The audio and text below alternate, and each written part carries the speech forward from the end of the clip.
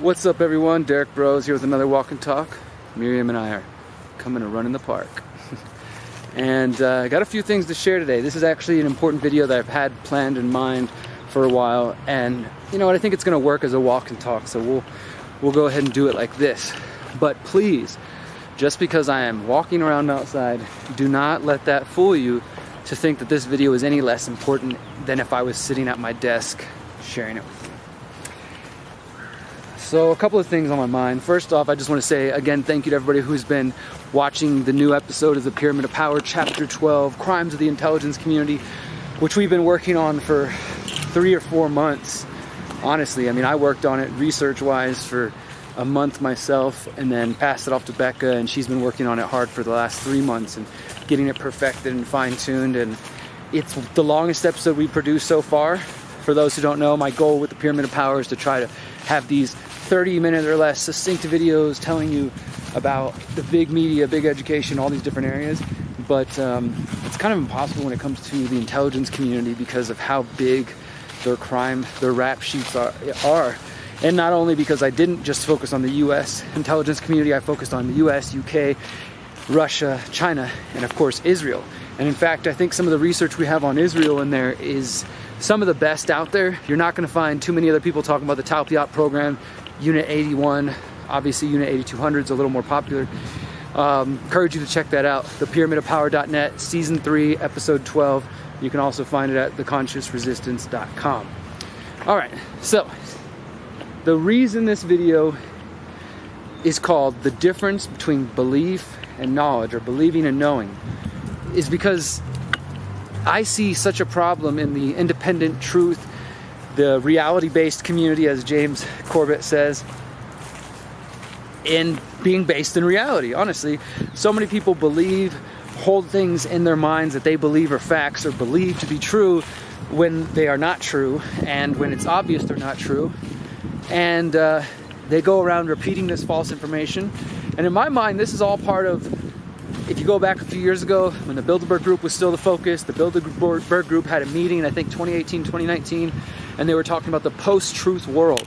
I think we're in that post-truth world now, where everything is, if you don't like it, it's fake news, it's disinformation, right? Whether you're the government or you're a conspiracy theorist. If you don't like it, you can just call it fake news. You can just say it's Democratic propaganda, Republican propaganda, right? Whatever you need to say to keep your brain feeling comfortable and like you got everything figured out. And so years ago, I was realizing, and especially with the QAnon stuff, that there's a need for this understanding of belief and knowledge. Now, I'm doing this video because of those reasons, but also more specifically because this is the sort of zero video, the first one of more to come in a series that is going to focus on the occult, the esoteric, sort of mystic teachings. And the next video that's coming out next week is going to be called The Difference Between Occult, Esoteric, Satanic, New Age, Luciferian, Mystic, Pagan. I don't know if it's going to be called that exactly, but I'm going to explore all those different ideas, because there's a lot of people who use those words interchangeably, and they're not always interchangeable. And again, I just recognize that there's so many people who have beliefs about certain ideas that are not factual. And before we dive deeper into the occult teachings and we start exploring that, and then we get into the first occult teaching I'm going to explore will be Rudolf Steiner. We're going to get into Rudolf Steiner's history and life and work. That'll be in about 2 weeks. So before we get into that, I figured, you know what? Maybe it's finally time for me to make this video about the difference between belief and knowledge. So let's start out the way I always like to, which is to define our terms. If we don't define our terms and we don't know if we're working from the same definitions, then we can't really have a conversation. And in fact, we're just going to talk past each other, or just miss each other's meanings altogether. What is knowledge? Knowledge, these are a couple definitions I pulled up this morning. Knowledge, facts, informations, or skills acquired through experience or understanding. Facts, information, or skills, that is knowledge, right? So you gained knowledge in the form of skills through your experience building beehives, right? So now you have knowledge of beehive building skills, right? That makes sense.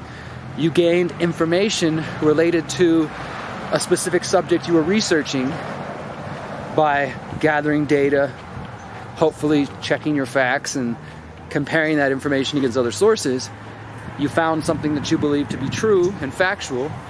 Now you have knowledge of it. And then the first one, of course, is just facts. Now, facts, of course, we get into a debate about this because in this post-truth era, some people think that what they believe are facts when there are no factual, physical, real, tangible basis for the things they believe in, right? So even facts can be a tricky one, because I remember a couple years ago during the Trump administration, you had some of his opponents saying things like, or was it the Trump administration? I think they said alternative facts, something like that, right? So even now in the world we're living in, this post-truth era, some people believe you can have your own facts.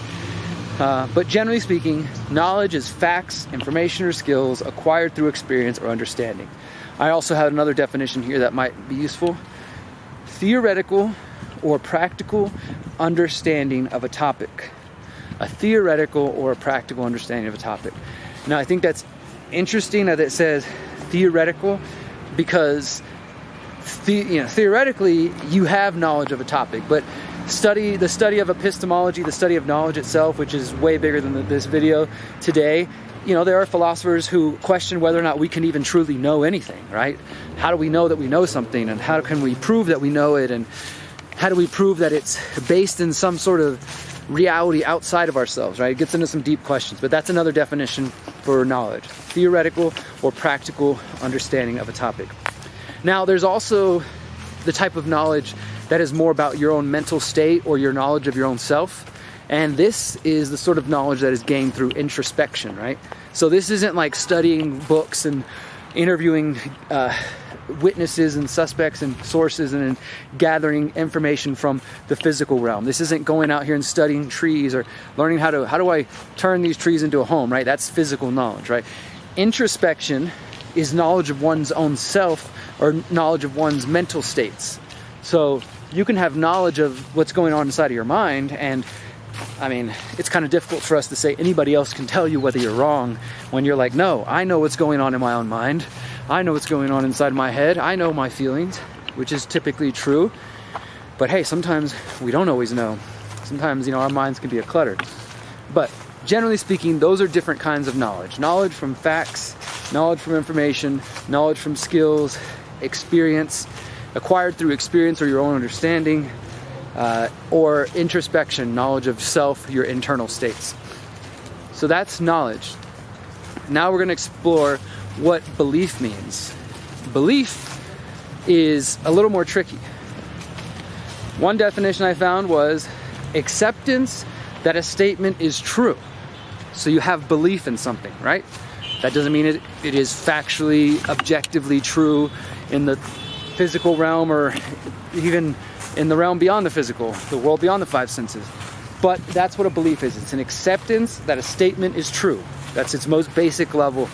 Now, a little deeper, belief involves trust, faith, and confidence. Trust, faith, and confidence that something is true. So a belief is an acceptance that a statement is true. I exist. I am a human male, biological male. That's a belief I have, based, in this case, on facts. And my belief is that I accept that statement is true. And I have trust, faith, and I have accepted that belief is true. So, knowledge and belief. Now let's kind of explore these areas a little more. I think the thing we need to key in on here is that when it comes to belief can be something that is, again, objectively incorrect or objectively unknowable, objectively unfalsifiable.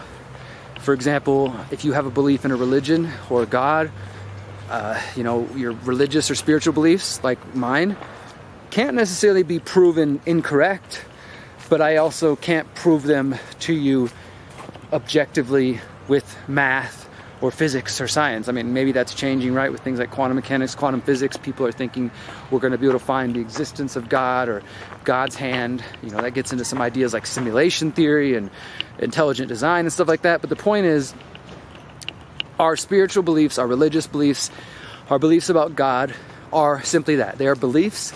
We might accept them to be true. We have faith that they're true. Whoops, excuse me, almost fell. Broke my ankle. We have confidence that they're true.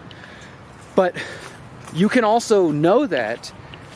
You can also have that belief, right? So that's the belief side. And have knowledge on another part of your understanding. At least this is how my brain operates. On one level, I believe in a creator. We call it the great mystery, Wakantanka, great spirit. And I pray and ask for help and guidance from that creator. And I feel like there have been times where I've connected to the creative energy and to the source of all life and understand where I come from. And yet, at the same time, in another part of my brain, I know that, hey, maybe that's all bullshit and I'm just believing those things because it makes me feel better or it gives me some level of pleasure or, it just feels good. And so I can hold both those thoughts at the same time. I can believe that there is a creator, and I can believe that I have felt the hand of the creator and connected to the source of all life, and that I'm a part of that, and these trees are a part of that, and you are a part of that, and the earth is a part of that. And I can also have the understanding, if not the knowledge, that that might be false, that that could be totally bullshit. So it's important to understand that. There's a lot of people out there in the political world who believe that Donald Trump is their hero. They believe that Elon Musk is out to save us. And when you look at the objective facts and you look at where these people's allegiances lie and not try to fit it into something that makes sense to you, like, okay, well, maybe it is true that Elon takes money from the state and has benefited from corporate welfare and is a large, is a huge military contractor, but I believe he's a good guy because he's an entrepreneur or because he is the owner of Twitter now, things like that, right? I also have beliefs. I believe he's not a good guy. I believe he's not who he claims to be. I believe he is a part of a bigger plan. I don't have all those facts yet at the moment.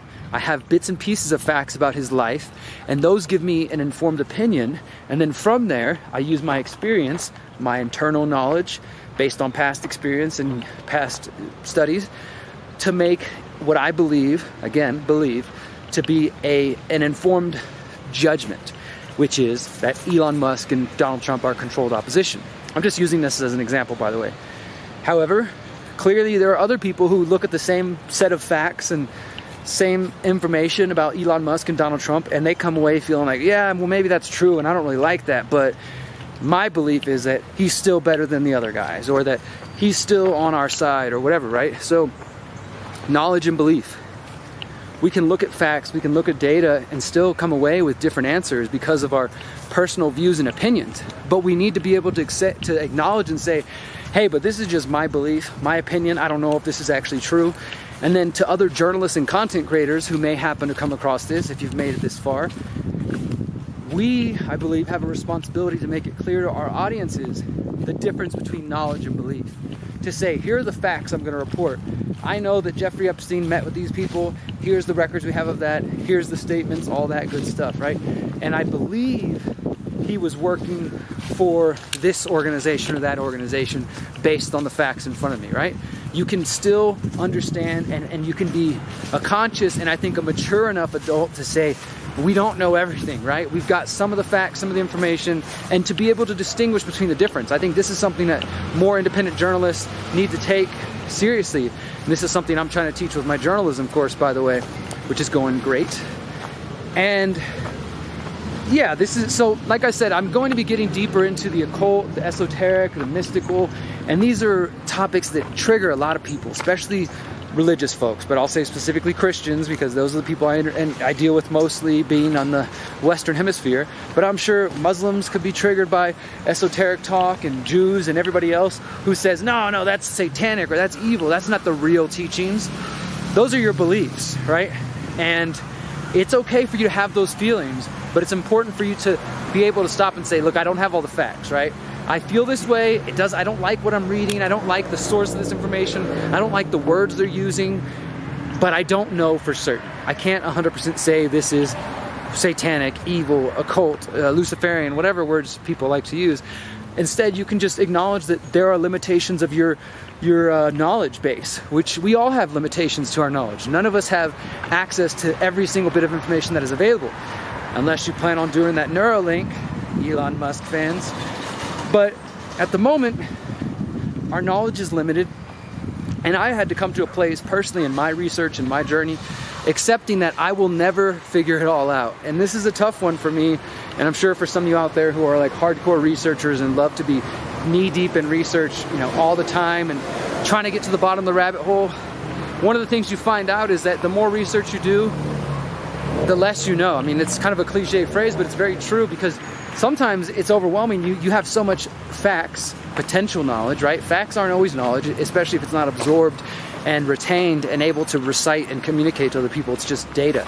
But so you got all this data, all these facts, and it's hard sometimes to make sense of it and make it, you know, be a story that can fit in your brain and help you feel better about the world, or at least understand the world, right? And so I had to come to a point years ago and accept that I'm never going to understand it all. I'm never going to know it all. I will never get all the details and the facts about the conspiracies and the research and the intricacies of the history of humanity and who's really running things. More than likely, I'm not ever going to know all that, and I have to accept that, and I have to be at peace with that. So I continue to do research, I continue to search for genuine knowledge, but I also continue to question my own presupposition, my own biases, my own beliefs, and making sure that I can understand the difference between belief and knowledge, and making sure that my audience understands the difference between the two. That's, I think, the most important thing, is that when we're communicating ideas with other people, especially if you're using the medium of the internet and choosing to be a content creator, that you are making it clear and distinct of what you believe and what you know, right? And I challenge each of you out there to think about that. There is a difference between belief and knowledge. They're not the same thing. You can believe something wholeheartedly, and it can be absolute bullshit. And as long as you're willing to acknowledge that and know that you can be wrong and that you might be mistaken, then I think we're doing good. So I think that's pretty much all the things I wanted to share today. Let me just check my list real quick.